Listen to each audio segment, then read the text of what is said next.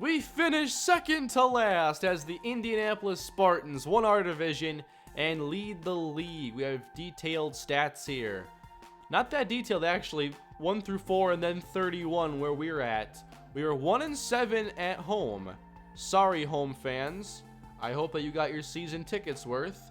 We finished on a 3-game losing streak and we allowed over twice as many points as we actually scored this year. We scored 12 touchdowns, less than 1 per game. Here are the complete standings. At the bottom here, it is San Jose, us, Boston, LA, Philadelphia, Green Bay, and Michigan. So our division stinks, and the Spartans get to whoop up on us. We didn't qualify, but the overall season winner, Spartans. Offensive MVP, Reed Wagoner. Defensive MVP, Bruce Stewart. Oh, and we're already going to the draft. Who won the championship? I don't know how this works. Now is the time to strengthen your squad. The team in last place picks first, followed by the second to last, until the first place team picks last. Now, before the draft begins, what we're going to do is kind of recap this past year. This is now the off season. I'm going to have to split this up, make 2 episodes out of this. That's cool. So let's recap things now by looking at the stats. We scored 12 touchdowns all season, while allowing 24, including 8 defensive touchdowns. So basically 8 pick sixes. I forget if there was a fumble return in there, but probably not. We were sacked 53 times and only sacked opposing quarterbacks 6 times. We ran the ball for 1.1 yard carry. 1.1. We actually outgained our opponents on offensive yards. We attempted 119 fourth down conversions. That has to include punts and kicks. There's no way. But on third down, we weren't very good either. If you look at our quarterback stats, well, you're going to see a lot of bad stuff here. We threw for a total of 38 interceptions and threw 8 passing touchdowns. We obviously didn't complete very many passes. Not a good percentage anyway. We hit some big plays, and that might be something to build upon going into next year. Rushing the football is mainly Matt Pierre, who finished with 229 yards, 4 touchdowns, 8 first downs, and 1 run of 40+. He had a phenomenal touchdown this year. Receiving, Clint Porter, 40 catches, 910 yards. Donovan Ashley, 773 and 57 catches. Todd Strong, 437 plus 27. Vladimir Mims, 20, 431, and 3 scores. Didn't look his way enough. Almanza had some good plays for us, and a few more catches down the list. Defensively, Michael Tate did pretty well for us. Definitely our team leader on defense, leading the team in tackles along with interceptions. We got a decent amount of takeaways, and I thought our defense held their own, but the offense didn't play winning football, so it's hard to really build upon that. I guess the playoffs have been going on here, and the finals are the Scorpions and the Spartans from Indianapolis, as we didn't really see a lot of these teams in action this year. So I guess the championship isn't quite over yet. So I guess that takes us to the draft. Here we are. I've never done a draft on Backbreaker. This is my very first ever off season. So what do we do here with our draft pick? The number 2 overall selection. I better write this stuff down, take some notes, remember what I did. You know, this could be a great spot to go and draft a quarterback. Here is Zachary Jeffrey, that guy. He has good ratings. Oh, I never checked the results of the scouting. Harold Smiley, 91 focus, 80 speed. That's a hard combo to pass up on. Trey Ralston, good silver running back here. Focus is low, but speed and agility are high. And Kendrick Bailey, not a bad player here either.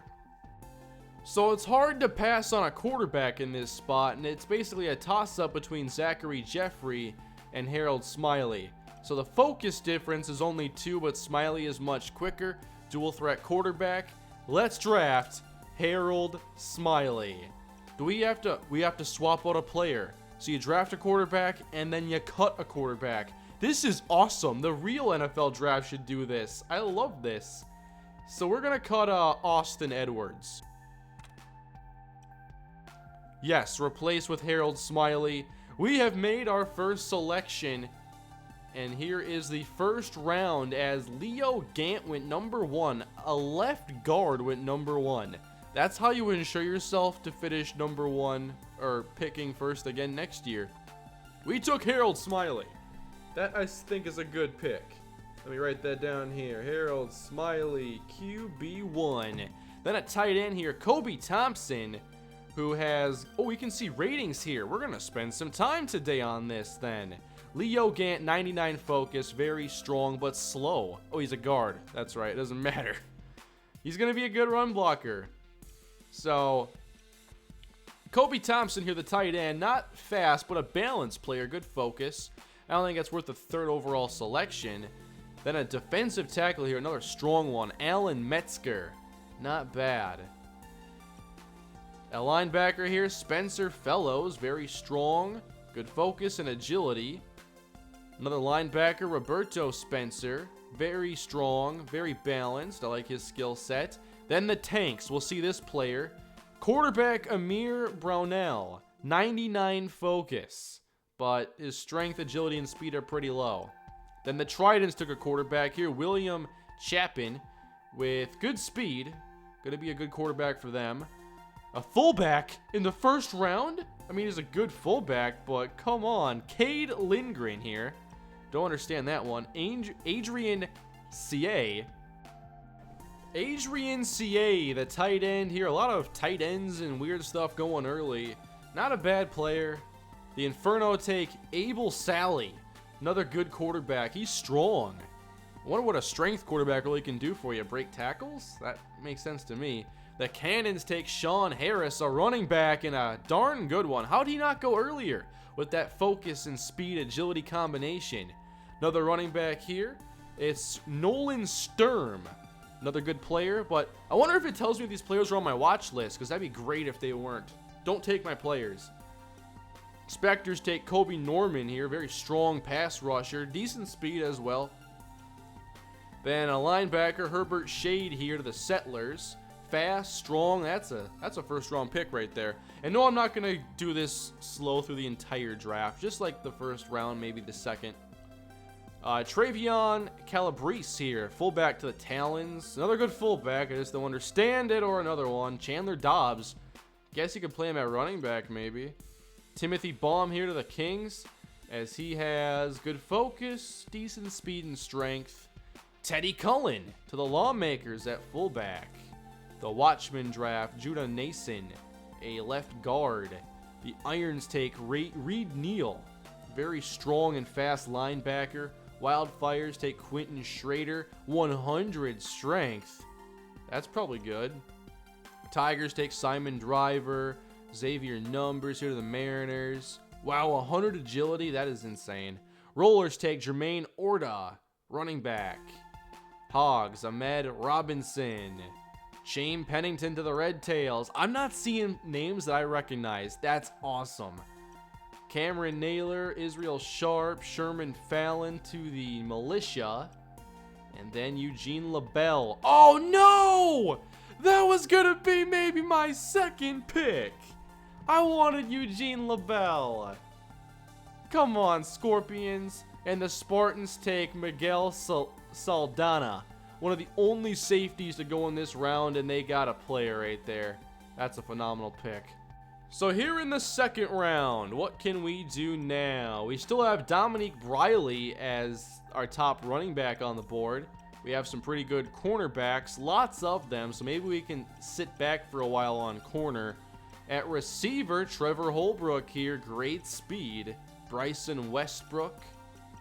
We have a few options in this spot. There are some silver receivers on the board here, so we don't have to take a receiver right now. Whereas Briley is like the only really good running back on the board here. He is a strength runner, 78 strength, 95 speed though. And there isn't another gold runner on this board. There's Trey Ralston here, lower strength, just a lower overall rating in general. Tran here. I think Briley gives us a little bit of everything. Why don't we go Dominique Briley here? Just compare him to Matt Pierre. He's much stronger, much faster.